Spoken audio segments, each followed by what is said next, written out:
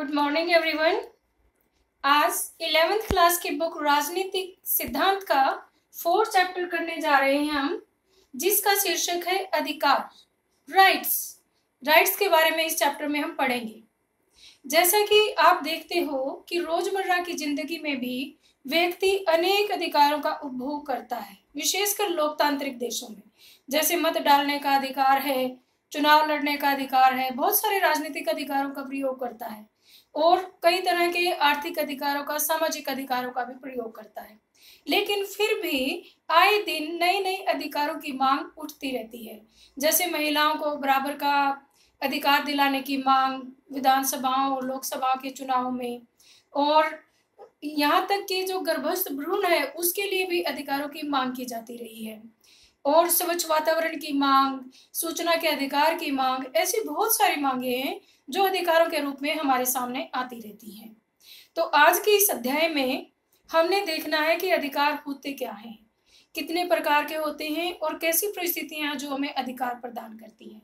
और उसके साथ साथ हमने ये भी पढ़ना है कि संयुक्त राष्ट्र संघ ने मानव अधिकार आयोग बना करके लोगों के अधिकारों की रक्षा के बारे में क्या क्या कदम उठाए हैं, या फिर लोकतांत्रिक सरकारें अधिकारों के बारे में क्या क्या कर रही हैं।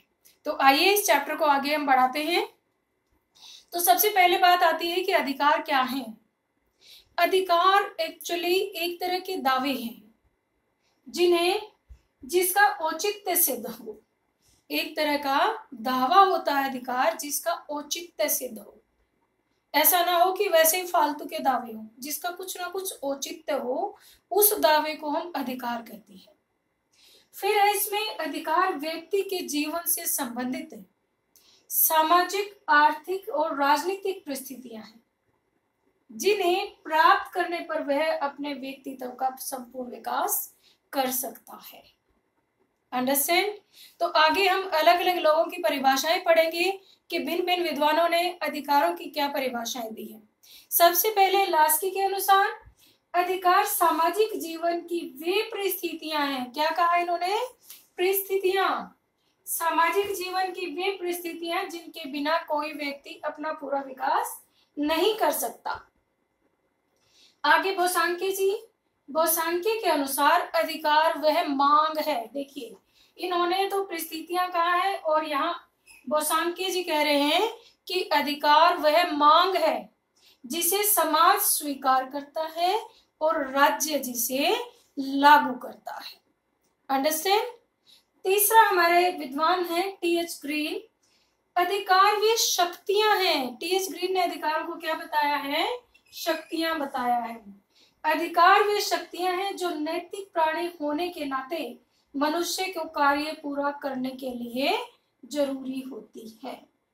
तो इस तरह से इन परिभाषाओं को याद करने का एक सिंपल सा तरीका यही है। लास्की ने तो ये परिस्थितियां कहा है, इन्हें परिस्थितियां कहा है कि जिसे के बिना व्यक्ति अपना पूरा विकास नहीं कर सकता है। बोसांके ने इन्हें मांग कहा है। मांग है किससे? समाज जिसे पूरा करता मानता है और राज्य जिसे लागू करता है। टी.एच. ग्रीन ने इसे क्या कहा है? टी.एच. ग्रीन ने इन्हें कहा है शक्तियां जो नैतिक प्राणी होने के नाते मनुष्य को कार्य पूरा करने के लिए जरूरी होती है। तो इस तरह से अधिकार व्यक्ति की गरिमा और सम्मानजनक जीवन बिताने के लिए बहुत ही आवश्यक परिस्थितियां हैं। इसीलिए हर लोकतांत्रिक व्यवस्था में अधिकारों का पालन किया जाता है। सरकार के द्वारा नागरिकों को अधिकार प्रदान किए जाते हैं और उनकी रक्षा भी की जाती है। तो इन परिभाषाओं के आधार पर हमें ये पता चलेगा कि इनके अधिकारों की विशेषताएं क्या हैं, अधिकारों के तत्व क्या हैं, किन चीजें से बनकर के अधिकार बनता है। सबसे पहली बात है अधिकार व्यक्ति की समाज से मांग है। क्या है अधिकार? व्यक्ति की समाज से मांग है। जैसा कि बोसांके ने कहा है कि अधिकार व्यक्ति की समाज से मांग है। व्यक्ति समाज से अपना सामाजिक, आर्थिक, राजनीतिक और हर तरह से अपना चहुमुखी विकास करने के लिए समाज से कुछ मांग करता है, तर्क के आधार पर मांग करता है। अगर वो मांगे नैतिक हैं, तार्किक हैं, तो समाज उन्हें, उस व्यक्ति को प्रदान कर देता है। तो फर्स्ट विशेषता क्या होगी अधिकारों की, कि अधिकार समाज से को की गई मांग है। दूसरा है अधिकार समाज की देन है। आपने सुना है हर बार कि मनुष्य एक सामाजिक प्राणी है, समाज में रहकर ही उसके अधिकार सुरक्षित रह सकते हैं।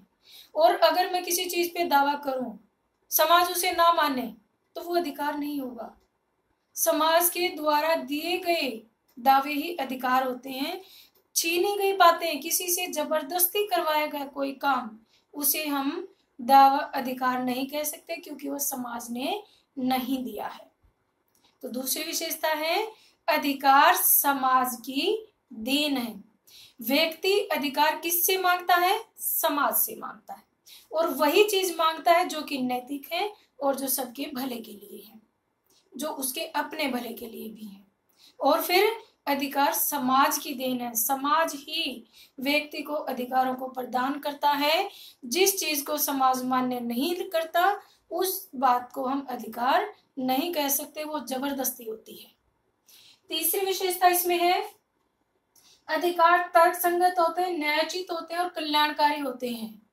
अधिकार कभी व्यक्तिगत नहीं होते, अधिकार हमेशा ही सामाजिक होते हैं, तार्किक होते हैं। तर्क के आधार पर अधिकारों का अस्तित्व स्वीकार किया गया है।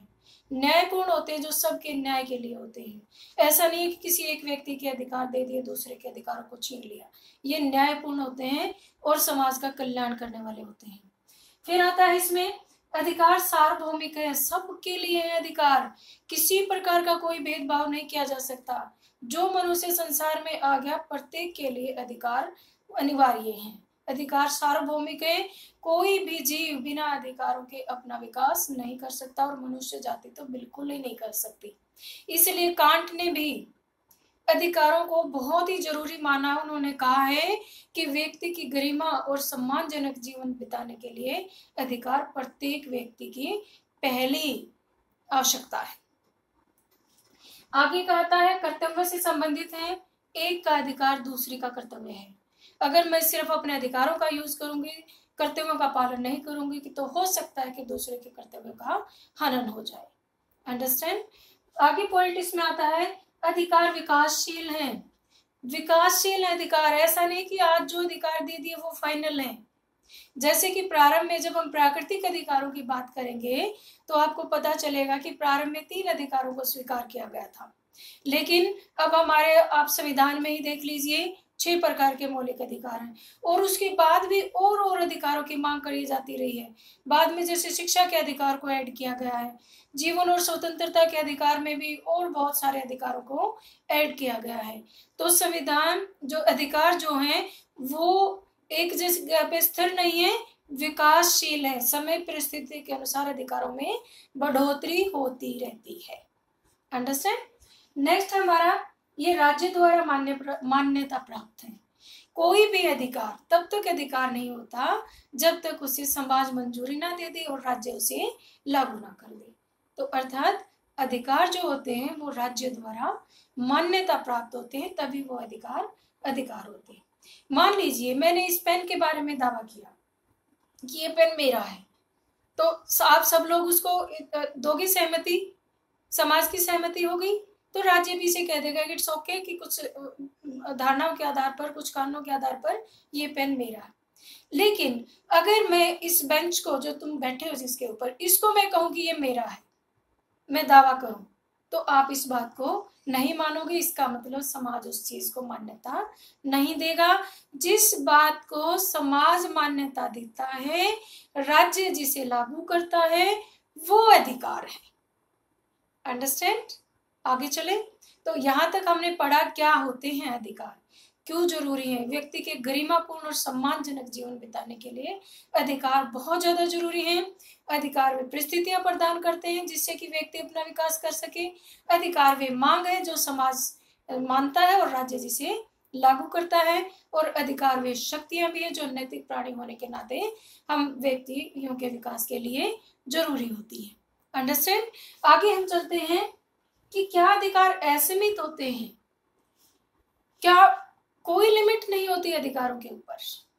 नहीं, अधिकार असीमित नहीं होते हैं। कोई भी राज्य कानून बनाकर व्यक्ति को उस हद तक अधिकार प्रदान करता है जिस हद तक कि उसके अधिकार दूसरे के अधिकारों का हनन न करते हों। और इस तरह से व्यक्ति राज्य कानून बनाता है कि व्यक्ति के अधिकारों के द्वारा वो अपना संपूर्ण विकास कर सके, सबको अवसर की समानता प्राप्त हो, लेकिन किसी दूसरे के अधिकार का उल्लंघन ना हो। अगर कोई अधिकार दूसरे के अधिकार का उल्लंघन करता है तो राज्य के द्वारा उसे दंड भी दिया जा सकता है। राज्य के द्वारा उस हद तक उसके अधिकार को प्रतिबंधित किया जा सकता है जब वो दूसरे के अधिकार का हनन करता है। और कई विशेष परिस्थितियों में तो, जैसे कि अगर मान लो भारत को की एकता और अखंडता को कोई खतरा है, तो उन परिस्थितियों में अधिकारों के ऊपर कुछ बंधन भी लगाए जा सकते हैं। तो इस प्रकार हम कह सकते हैं कि अधिकार असीमित नहीं होते। अधिकार तब तक अधिकार है जब तक कि दूसरे के अधिकारों का वो हनन नहीं करते हैं। तो इसका अभिप्राय ये हुआ कि अधिकार और कर्तव्य एक दूसरे के साथ साथ चलते, एक दूसरे से जुड़े हुए हैं। अंडरस्टैंड? आगे हम चलते हैं। दो बातें हमने पढ़ी हैं एक बार कि अधिकार और दावों में अंतर क्या है, अधिकार क्या है, दावे क्या है। देखिए बच्चों, अधिकार वे दावे हैं जिन्हें समाज मान्यता देता है, राज्य लागू करता है। तो इसका मतलब क्या हुआ कि दावे अधिकारों से पहले की परिस्थिति है। क्या है दावे? अधिकारों से पहले की परिस्थिति है। दावे वहां तक है जब तक वो अधिकार नहीं बने। सारे दावे अधिकार नहीं बनते। सब अधिकार तो दावे होते हैं, लेकिन सारे दावे अधिकार नहीं होते। जैसे मैंने आपको अभी उदाहरण बताया, मैंने 2 दावे किए, एक इस पेन का दावा किया, एक मैंने आपके बेंच का दावा किया, तो मेरे दोनों दावों में एक ही मेरा अधिकार बना। अंडरस्टैंड? तो ये अंतर है दावों में और अधिकारों में। सभी दावे अधिकार नहीं होते, जबकि सभी अधिकार दावे होते हैं, हो सकते हैं। तो दूसरी बात इसमें है कि अधिकारों को कानूनी मान्यता प्राप्त होती है, दावों को नैतिक मान्यता प्राप्त होती है, कानूनी मान्यता प्राप्त उन्हें नहीं होती है। सभी अधिकार समाज द्वारा मान्य होते हैं, सभी दावे समाज द्वारा मान्य नहीं होते। अंडरस्टैंड? तो ये हो गया हमारा दावों और अधिकारों में अंतर। तो बेटा आइए आगे हम पढ़ते हैं कि अधिकार कितने प्रकार के होते हैं, किस किस प्रकार के अधिकार हमें दिए गए हैं। आगे पढ़ते हैं हम। देखिए, सबसे पहले तो मैं आपको ये बता दूं कि जो अधिकार है 10 दिसंबर 1948 को संयुक्त राष्ट्र संघ में सार्वभौमिक अधिकारों का घोषणा पत्र प्रस्तुत किया गया था, पास किया गया था। कब किया गया था वो? 10 दिसंबर 1948 को। तो उस दिन से 10 दिसंबर को हम मानव अधिकार दिवस के रूप में मानते हैं। 10 दिसंबर को मानव अधिकार दिवस के रूप में पूरे विश्व में मनाया जाता है। अब बात आती है कि अधिकार कितने प्रकार के होते हैं। अधिकारों का वर्गीकरण कीजिए। तो अगर हम मोटे तौर पे देखें तो अधिकारों के 3 प्रकार हैं: प्राकृतिक अधिकार, नैतिक अधिकार और कानूनी अधिकार। चलिए हम इनको एक एक करके पढ़ लेते हैं। अब प्राकृतिक अधिकार। प्राकृतिक अधिकार वो अधिकार हैं जिसमें विद्वान ये मानते हैं कि ये हमें प्रकृति से मिले हुए हैं, ये हमारे जन्म के साथ ही हमें मिल जाते हैं। जॉन लॉक ने 3 प्रकार के प्राकृतिक अधिकार बताए हैं: जीवन का, स्वतंत्रता का और संपत्ति का। जॉन लॉक, रूसो और हॉब्स का कहना है कि हमें व्यक्ति को अधिकार प्राकृतिक रूप से मिले हुए हैं, इसलिए किसी को भी उन अधिकारों से उन्हें दूर करने का हक नहीं है। तो ये है प्राकृतिक अधिकार। प्रकृति ने जो हमें प्रारंभ से ही, जब से समाज नहीं बना था, जब राज्य भी नहीं बना था, तब से ये मिले हुए हैं। लेकिन अगर हम आज के संदर्भ में देखें तो अधिकार क्या होते हैं? जिन्हें राज्य मान्यता देता है। इसलिए प्राकृतिक अधिकारों की आलोचना की जाती है कि जब समाज राज्य ही नहीं था तो अधिकार किस प्रकार से कामयाब हो गए। तो इसलिए जो प्राकृतिक अधिकारों का जो अवधारणा है वो आज के समय में प्रचलन में नहीं है। अंडरस्टैंड। आगे आते हैं हमारे नैतिक अधिकार। नैतिक अधिकार जैसे कि बड़े बुजुर्गों को बच्चों से सेवा पाने का नैतिक अधिकार है।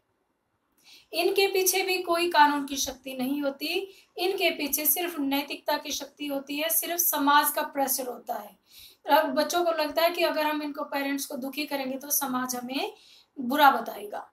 तो इस तरह से सेवा, करुणा भाव जैसे जो बातें होती हैं वे नैतिक अधिकारों में आती हैं कि बच्चों को अपने पेरेंट्स से प्यार पाने का पूरा अधिकार है और अपने जो बुजुर्ग, जो दादा दादी, माता पिता हैं, उनको अपने बच्चों से सेवा पाने का पूरा अधिकार है।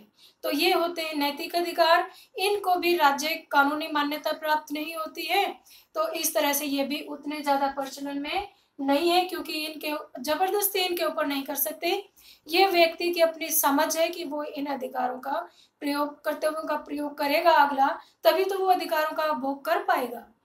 अगर मान लो कि जैसे कि कोई भी बच्चा अपना कर्तव्य पूरा नहीं करता, अपने माँ बाप के, बुजुर्गों के बातों का पालन नहीं करता है, तो वो बुजुर्ग अपने नैतिक अधिकार को कैसे पाएंगे?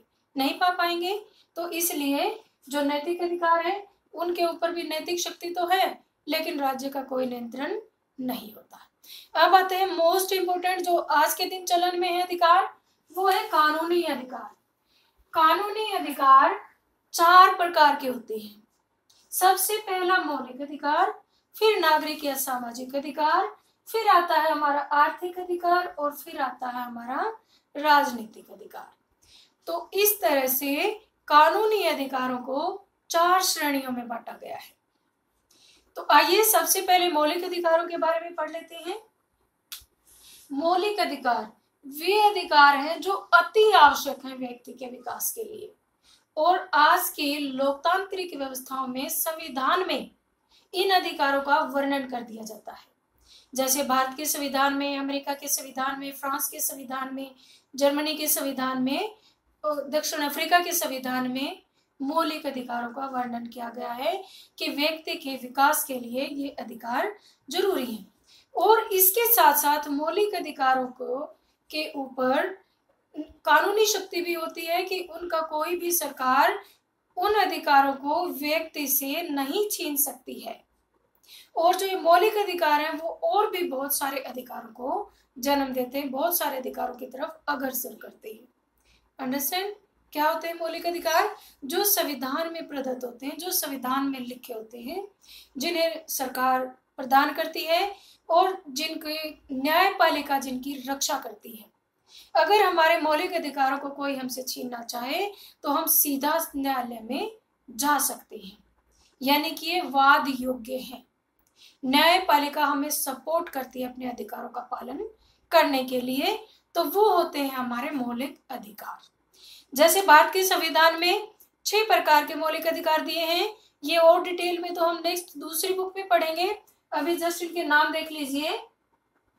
समानता का अधिकार, स्वतंत्रता का अधिकार, शोषण के विरुद्ध अधिकार, धार्मिक स्वतंत्रता का अधिकार, सांस्कृतिक व शैक्षणिक अधिकार और संवैधानिक उपचारों का अधिकार। इस तरह से भारत के संविधान के भाग 3 में 6 प्रकार के मौलिक अधिकार दिए गए हैं।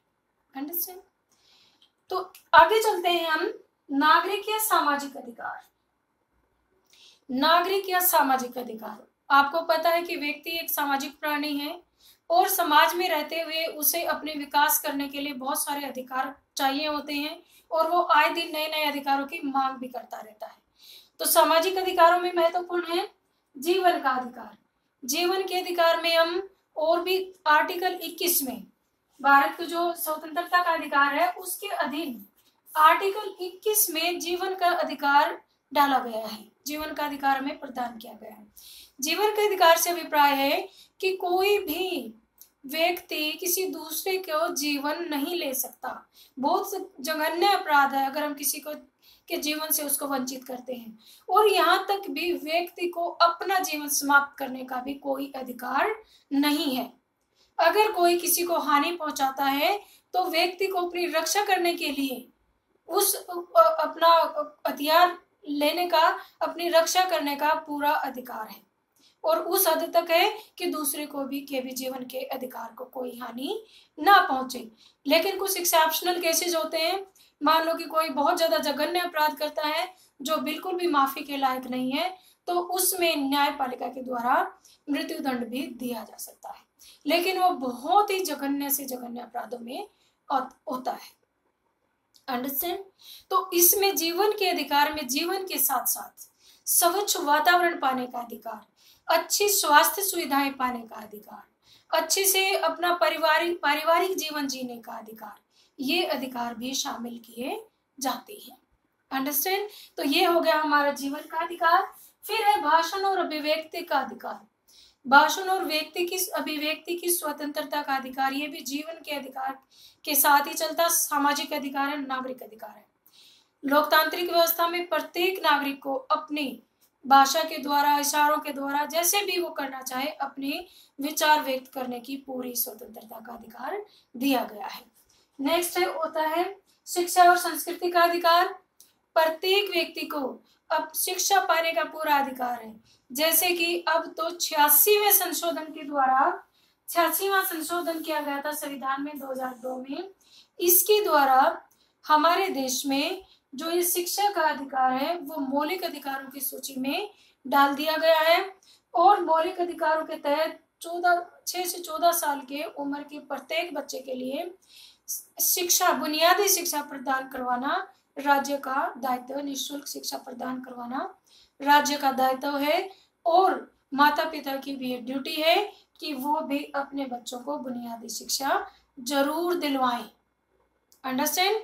तो ये होता है हमारा शिक्षा और संस्कृति का अधिकार। ये अधिकार भी हमारे नागरिक और सामाजिक अधिकारों की सूची में शामिल किया जाता है। चलिए आगे, आर्थिक अधिकार। तीसरे प्रकार का कानूनी अधिकार है हमारा आर्थिक अधिकार।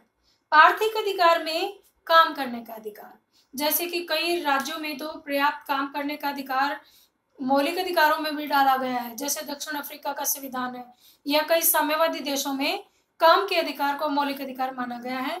लेकिन हमारे देश में जो आर्थिक काम का अधिकार वो राज्य नीति के निर्देशक सिद्धांतों में डाला गया है।